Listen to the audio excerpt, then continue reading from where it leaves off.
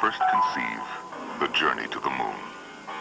For thousands of years, the astrologers, the philosophers, the writers of fiction have dreamed of such a journey, a long, impossible dream. But soon, the dream will come true. In this sixth decade of the 20th century, the first men will land and walk upon the surface of the moon.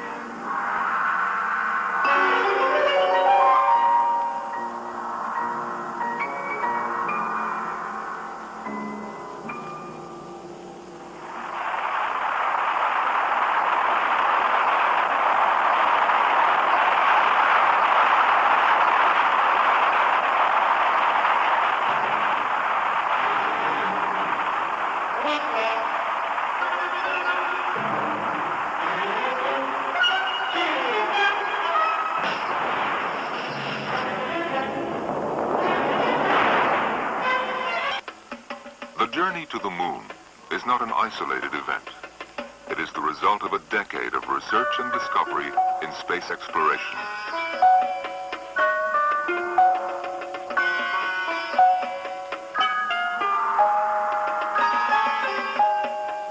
At NASA research centers, scientists, engineers, and technicians developed and tested new families of scientific satellites, unmanned spacecraft, which would extend man's senses where he could not yet see, or hear, or touch. Spacecraft which took scientific equipment and experiments into the unknown darkness and sent back the light of new knowledge.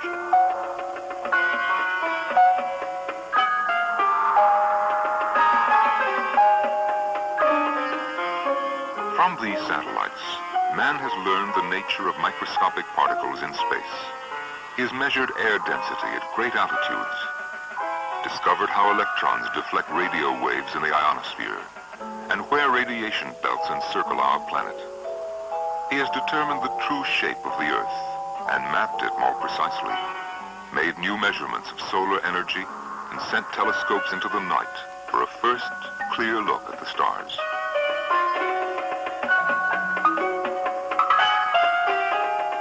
Some were joint efforts to add to man's knowledge, the combined scientific quest of other nations and the launch technology of our own.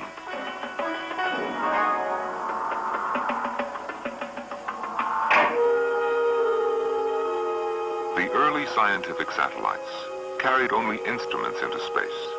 Later, they would carry life, plants and animals, ranging from microorganisms to primates.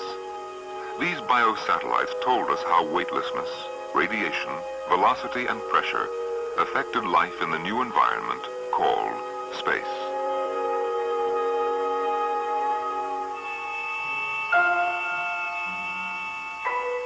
As man learned more about the Earth and near space, he sought to know about his neighbors in the solar system. Probes were hurled through interplanetary space to the neighborhood of Venus and Mars. Nearing Venus, our spacecraft reported the atmosphere to be very dense, the surface hot enough to melt lead. These investigations told scientists that on Venus there is little likelihood of life as we know it. NASA also sent deep space probes sailing across uncharted seas, more than 360 million miles, to look for a brief but wondrous moment at our nearest planetary neighbor, Mars. We learned that Mars is probably more like the Moon than Earth, pockmarked with craters, with little or no magnetic field or gravity.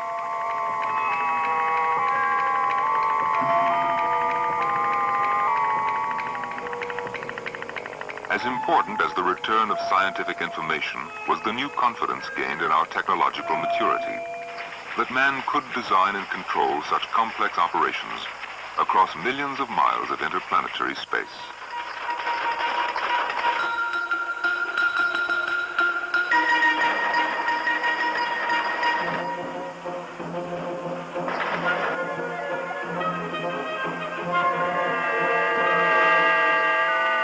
Over the past decade, scientists also developed complex new instruments to probe the intimate secrets of the long, mysterious moon. Television cameras took us live and close up to the lunar surface.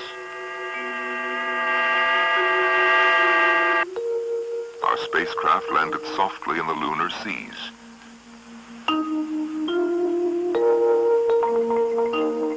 They examined the moon's color and sampled its chemical composition.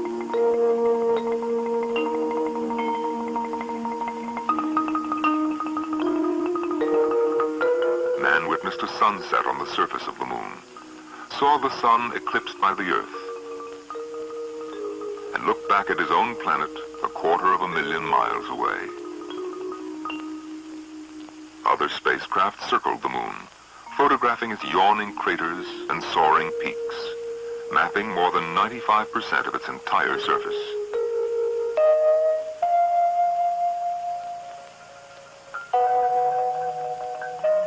These studies prove that man could land and walk upon the lunar soil.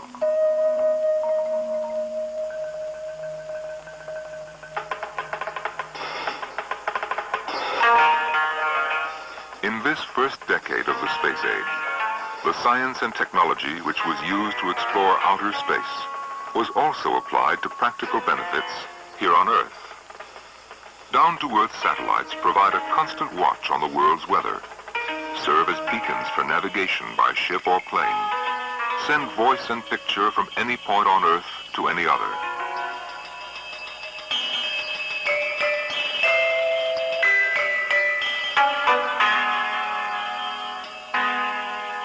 In 10 years, we have come from a few experimental weather satellites to an operational system capable of night and day observations around the world. Today, satellites take portraits of storms that span half a continent and transmit them to meteorologists in many nations.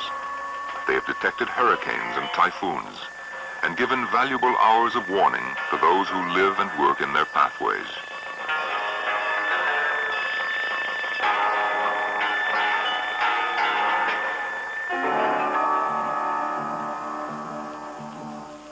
Man has also learned to communicate by satellite. First with a great balloon that served as a reflector in the sky for earthbound transmitters. For most of the past decade, it provided millions around the world with their first glimpse of a man-made star zooming across the sky.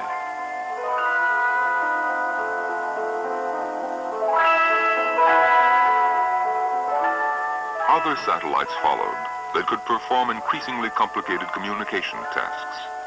Today, the technology proved out by these first families of satellites has been put to commercial use in an operational system which is available not only to television networks and businesses, but to people everywhere.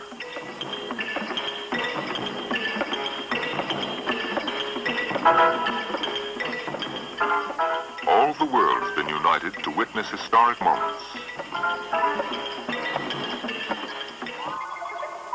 Communication satellites have provided a valuable bridge to scientists working at distant points in the world.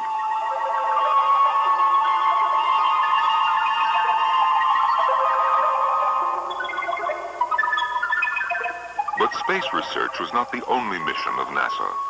The first A in the name of this new organization stands for aeronautics. An airplane without wings, the lifting body. Someday, such a vehicle may be used to bring man back from space through the fiery re-entry of the Earth's atmosphere to a landing on the runway of tomorrow's airport.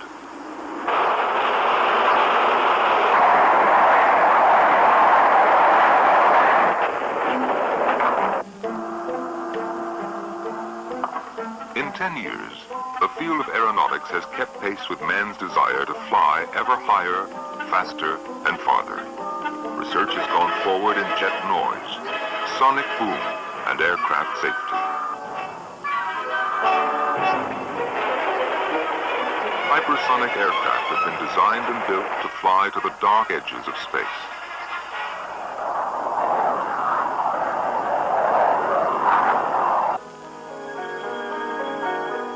But the journey to the edge of space was not far enough. Man needed bigger rockets with greater power, the ability to cross the threshold of space for himself. In the 1960s, manned space travel became a reality.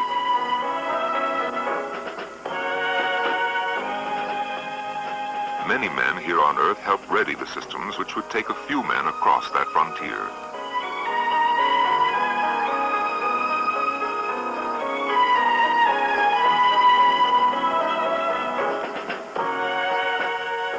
The astronauts, star sailors on a formidable sea, conditioned themselves for the new phenomena of space.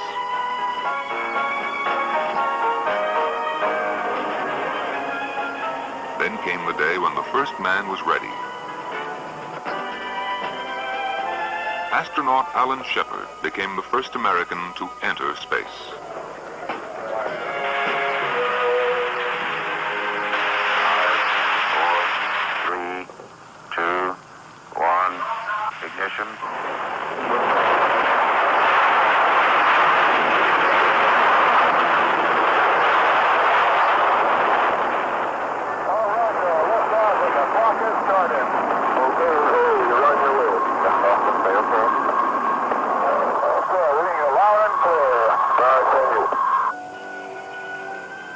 Many astronauts would follow on longer voyages into space.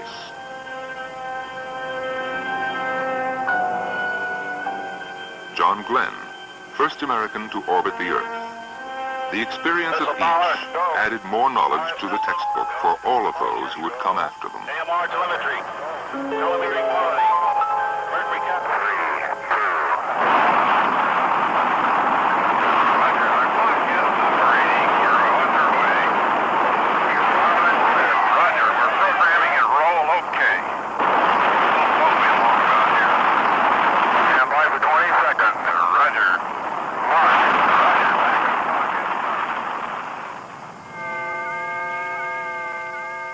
From these first flights came important information about the men, their spacecraft, and the facilities and personnel who supported them. Man could withstand the force of gravity many times his own weight. Man could live for extended periods, weightless in the vacuum of space.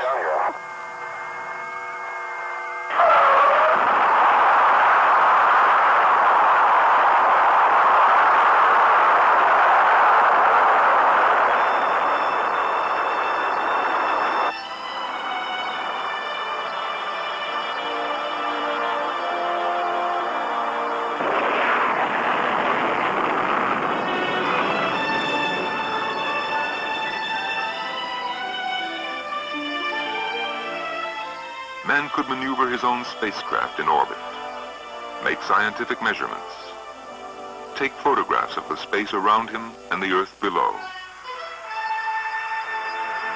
76, Houston is standing by. Roger, understand. Station keeping at 120 feet. Man could locate other spacecraft hundreds of miles across the ocean of space. 79 Hawaii. How are you? I've got a weird-looking machine here. What does it look like? The jaws are swinging. The alligator's jaw is open and the flank are fully extended. Roger.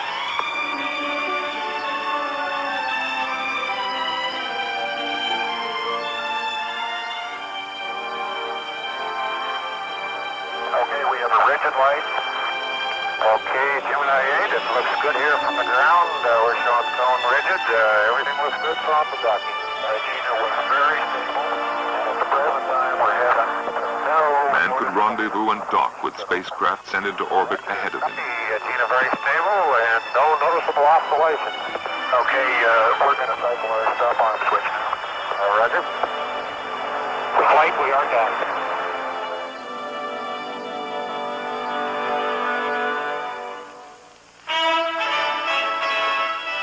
Man could perform complex scientific and technological experiments in space.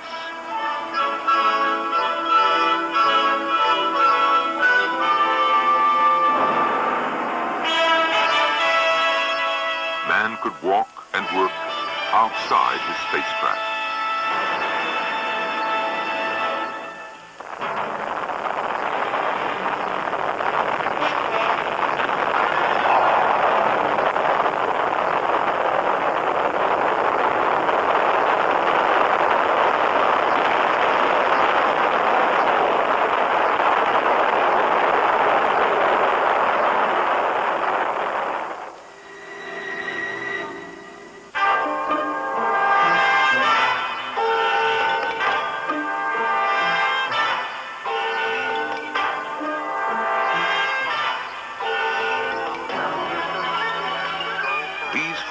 trips into space had taken man hundreds of miles above Earth. Yet he dreamed of more distant and demanding voyages, expeditions which would require bigger rockets and more sophisticated spacecraft, larger crews and longer time. And so, man began his preparations for the moon, and the nation was ready to meet the challenge.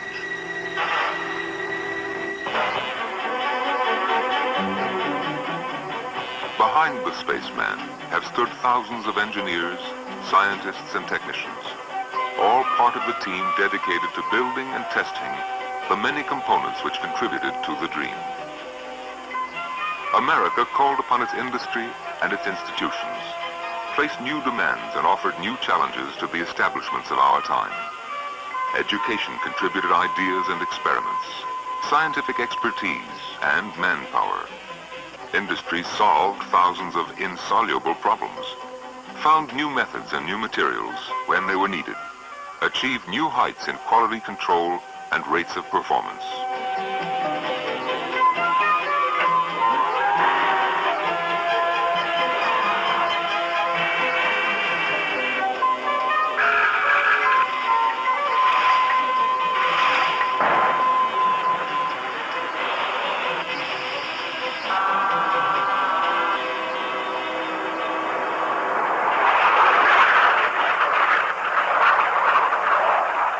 Sometimes there were failures and accidents that claimed men's lives.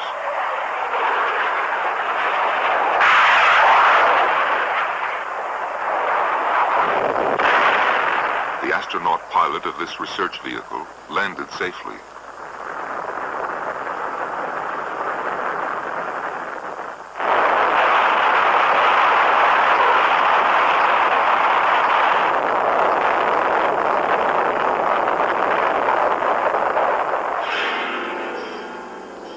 We corrected the faults and continued the work to be done.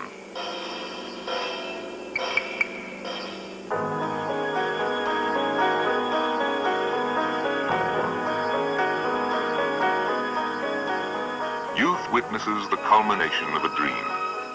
Here in this building at the Kennedy Space Center, the mighty Saturn V rocket is ready.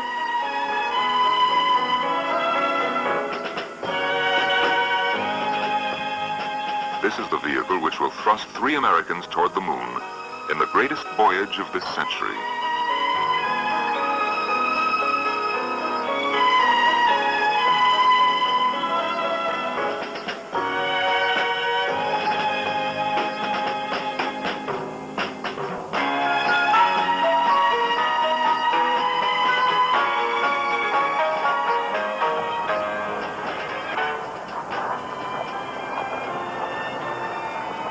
The great adventure begins here at 1 mile per hour. A giant slowly and ponderously inching its way toward the pad, carrying with it the plans and performances of multitudes of people.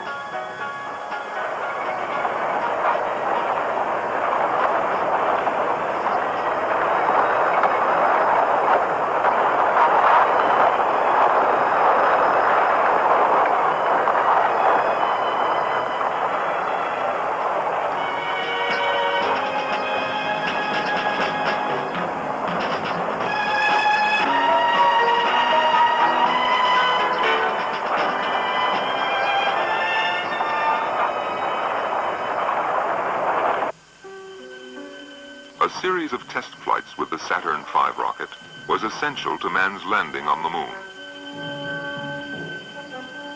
18, 17, 16, 15, 14, 13, 12, 11, 10, 9. Ignition sequence starts. 5, 4, we have ignition.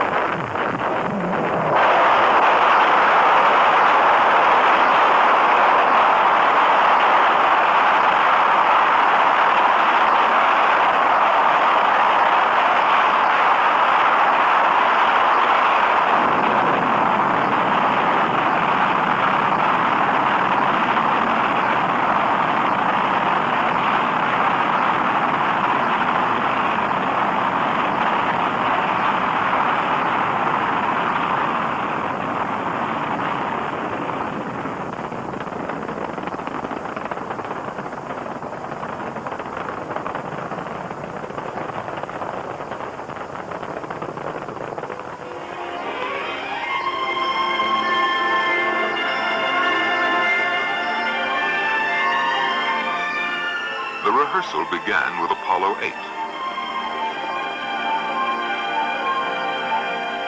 3 days and 238,000 miles away from Earth, the pioneers of Apollo 8 came face to face with the lunar landscape.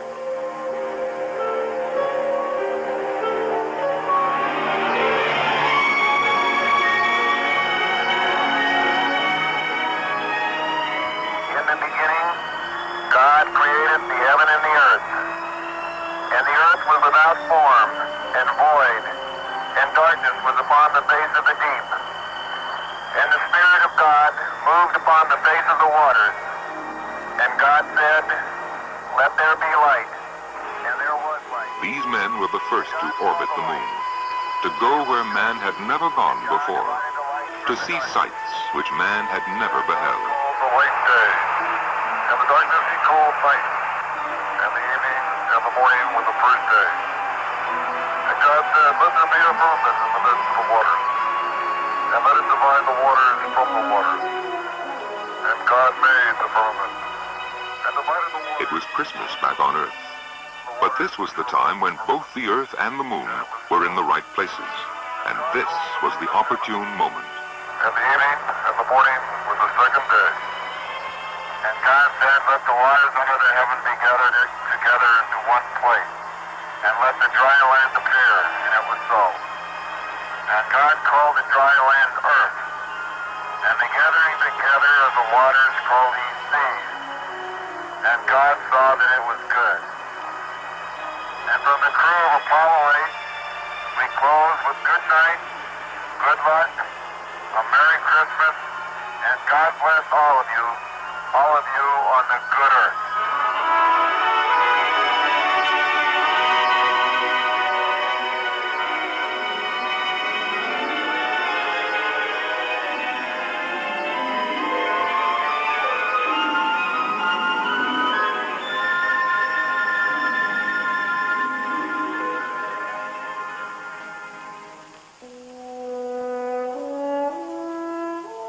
Three months later came the second manned mission in the Saturn V rocket, the Earth orbital flight of Apollo 9, to test further the men and the new machine called the lunar module.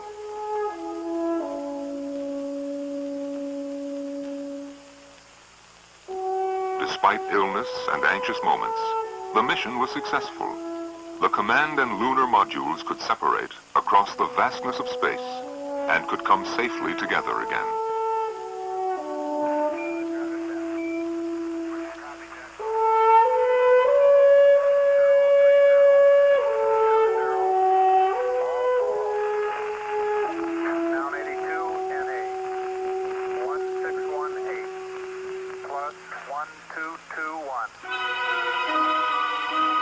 The next act in the prologue to lunar landing was Apollo 10.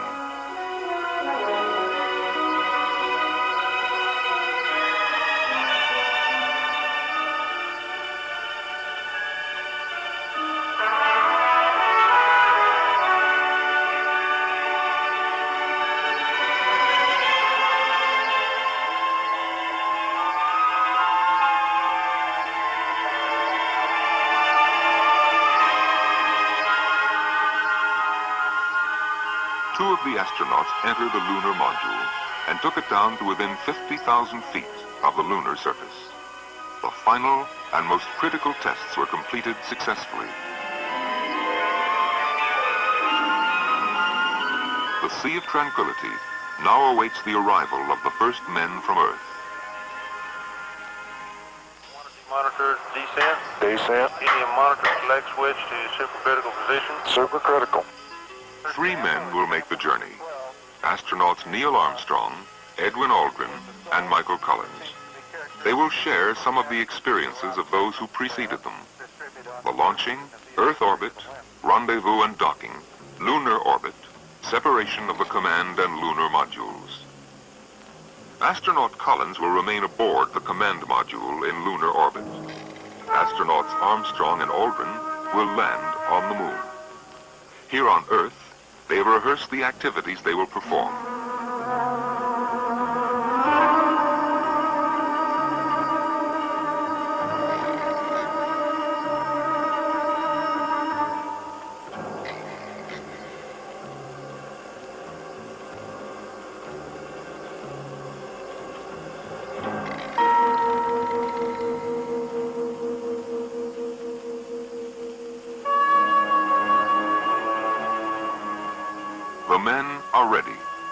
The machines are ready. Now we know the dream will be achieved. The challenge will be met. In 10 short years, we have come a long way. But man's journey into space has just begun. I believe that this nation should commit itself to achieving the goal before this decade is out of landing a man on the moon and returning him safely to the Earth. No single space project in this period will be more impressive to mankind or more important for the long-range exploration of space, and none will be so difficult or expensive to accomplish. But in a very real sense, it will not be one man going to the moon. If we make this judgment affirmatively, it will be an entire nation.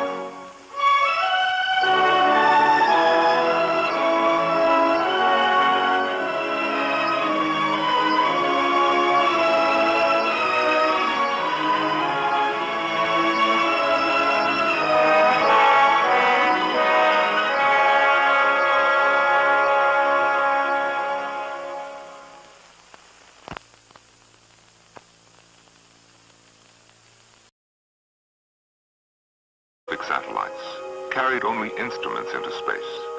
Later, they would carry life, plants and animals, ranging from microorganisms to primates.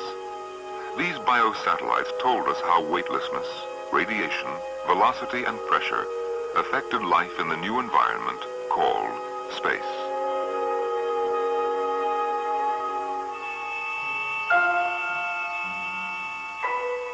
As man learned more about the Earth and near space, he sought to know about his neighbors in the solar system. Probes were hurled through interplanetary space to the neighborhood of Venus and Mars. Nearing Venus, our spacecraft reported the atmosphere to be very dense, great altitudes. Discovered how electrons deflect radio waves in the ionosphere, and where radiation belts encircle our planet. He has determined the true shape of the Earth and mapped it more precisely, made new measurements of solar energy, and sent telescopes into the night for a first clear look at the stars.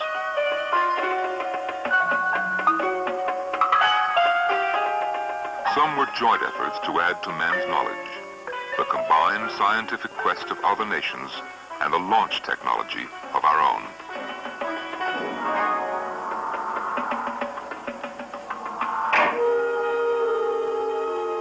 The early scientific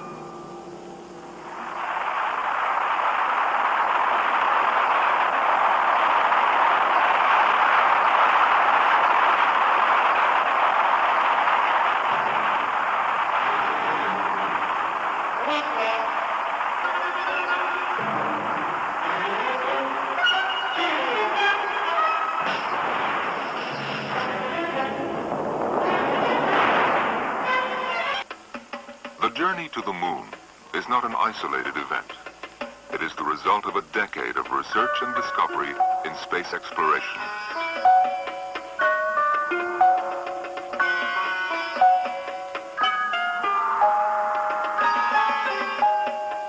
At NASA research centers, scientists, engineers, and technicians developed and tested new families of scientific satellites, unmanned spacecraft, which would extend man's senses where he could not yet see, or hear, or touch. Spacecraft which took scientific equipment and experiments into the unknown darkness and sent back the light of new knowledge.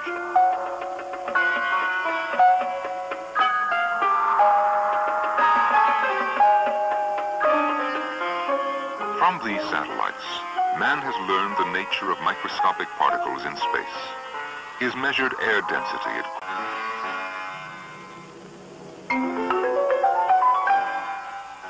when did exploration of space begin?